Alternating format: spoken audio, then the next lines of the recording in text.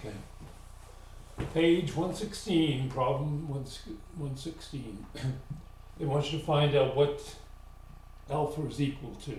So 65 degrees plus 90 degrees minus beta gives you this angle. 90 degrees minus alpha gives you this angle. Plus the 65 degrees must equal 180 degrees. Right, so 65 degrees plus these two, and you do the arithmetic, you solve it. Negative alpha is equal to 180 minus 245 plus beta.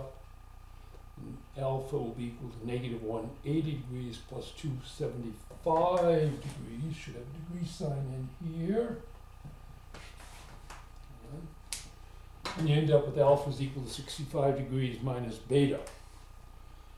Well, beta is equal to the inverse tangent of 21 over 50. Remember that the inverse tangent, or the inverse trig function, gives you the angle. Right? So this is equal to 21 divided by 50. Take the inverse of it, right? You find out what the angle is. The angle in this case is 22.7 degrees. So this here is equal to 22.7 degrees. Subtract them, tells you alpha is equal to 42.22 degrees. I hope you got it right. If you didn't, give it a try again. All right, page 149, number 16. You want to integrate 1 over 2 theta minus theta squared d theta. What you want to do is you want to convert it into a formula so that you can integrate it. And when you do that, remember that in the formula sheet, a is a number, u is the variable. So I want to convert this into some format where I can take an integration formula and apply it. So give it some thought, give it a try, see how you do with it. You should be able to convert it into this format. Now you want to use substitution, so go ahead and try to select what u should be. All right, u is equal to theta minus 1, so du equals d theta. Substituted in, you're going to get 1 over square root of 1 minus u squared. Now look at your integration formulas and see what formula looks similar to that. You can think of 1 as being 1 squared, if needed. Okay, after you get into this format, you should find out that the inverse of the sine function u plus c is what this integrates into. Substitute back in, and there's your answer.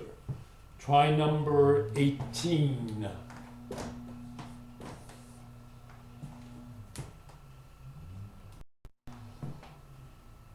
Okay, there's number 18. Now you want to substitute. Someone wrote to me and asked me how I decide what's going to be u, etc. Do I know?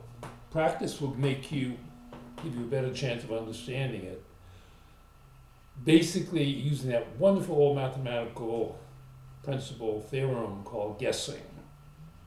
It's what your medical doctor does when you go to the doctor and tell the doctor all your symptoms. The doctor says, I think you have. They never say you definitely have something, but they think. If they're right, you live. If they're wrong, you die. All right, so try to figure out what u is going to be. All right, I selected u would be equal to the square root of y, which is y to the 1/2. The derivative of it's 1/2 y to the negative 1/2 dy, which gives me 1 over 2y to the 1/2 dy, which is this here. I'm using the radical sign instead of the fractional exponent. All right, now go ahead and integrate it, see what you get.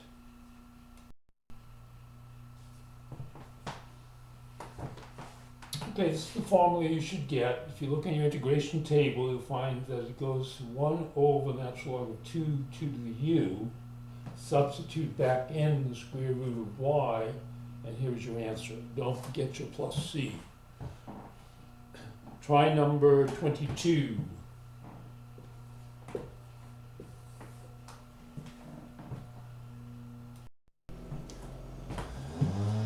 Alright, what you want to do with this is try to change it into some format that you can use. Take a look at it, see what you can do with it. Okay, you can substitute it or separate it into two integrals. 1 over x, that's going to give you natural log of x plus c. And what you want to do with this one is substitute. So substitution should be u equals square root of x minus 1. Now find out what du is equal to.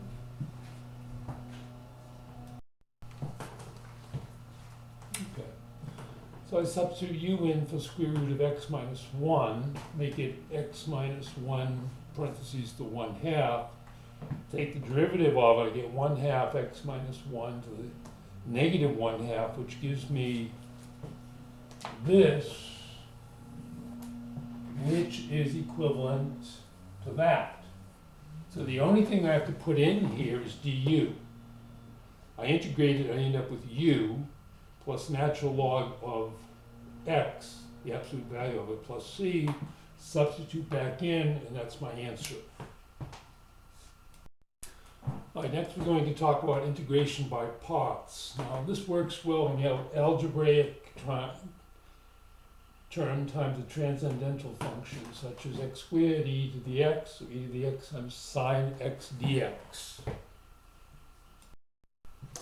First thing I want to do here is designate something as u. I'm going to say theta is u. I did it over here, so I don't need that. So u is going to be theta. Du will equal dx, or d theta. Sorry.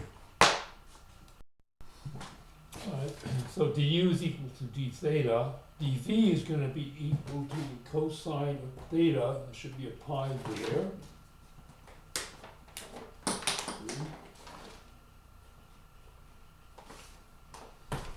And cosine of pi theta. The original function, which means you're going to integrate this function, is going to be 1 over pi sine pi theta. Alright, so now I basically just substituted in. It says I want u of x. U of x is going to be theta. And I want v of x. It's going to be 1 over pi sine pi theta. Plug that in. Minus the integral of v of x, which is 1 over pi sine pi x, times the derivative of that, which is actually just going to be d theta. So I integrate that. We're going to end up with 1, be plus 1 over pi squared cosine pi theta plus c. And this is the answer to the problem. This is the formula you use. And make a substitution. The trick is to pick, selecting the u and the v. And that's basically practice. And if you find out that you're making it more complicated, stop, go back and reverse them, see if that helps. All right, let's try number 3. Okay, this is the function. Pick your u and your v. Which one do you want to be u? Which one do you want to be v? Pause the video, give it a try. Alright, so I selected u is equal to t squared, du is equal to 2t dt, dv is equal to cosine of t dt, which means if I integrate that, I'll find out what v is, so v is equal to sine of t. Alright, now go and plug it back into the form. Alright, you should end up with this. Now you still have an algebraic expression times the transcendental. So what you got to do is do this again. So pause the video, select u and v again, and do the process over.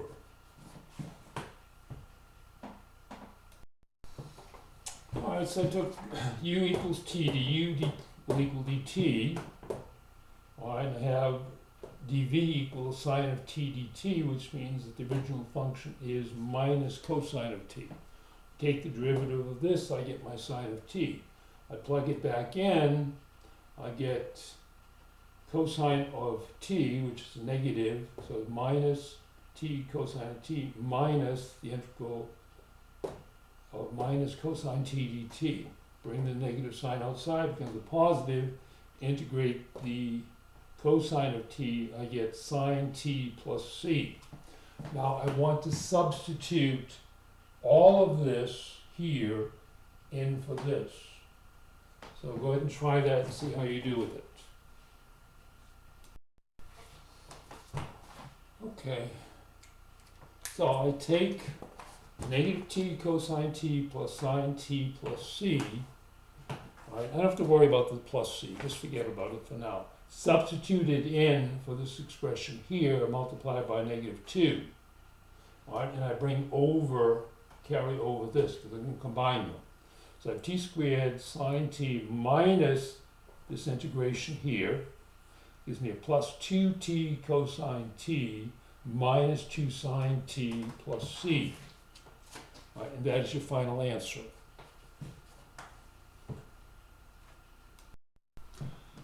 All right, your homework is you're having a test. It's uploaded onto my math lab. And your homework is page 149, numbers 15, 16, 17, 18, 21, 22. And page 155, numbers 1, 2, 3, 5, and 6.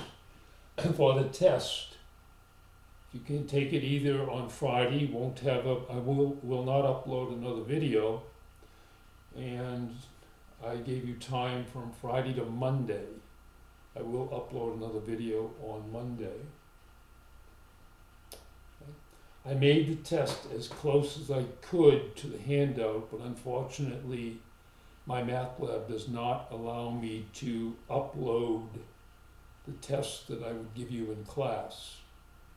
So the test on my math lab is similar. There's a time limit on the test. And at the end of the test, you can download the test and the answers. All right, this is the second test, so you will be allowed to take makeup on it if you get less than 80. Have a great day.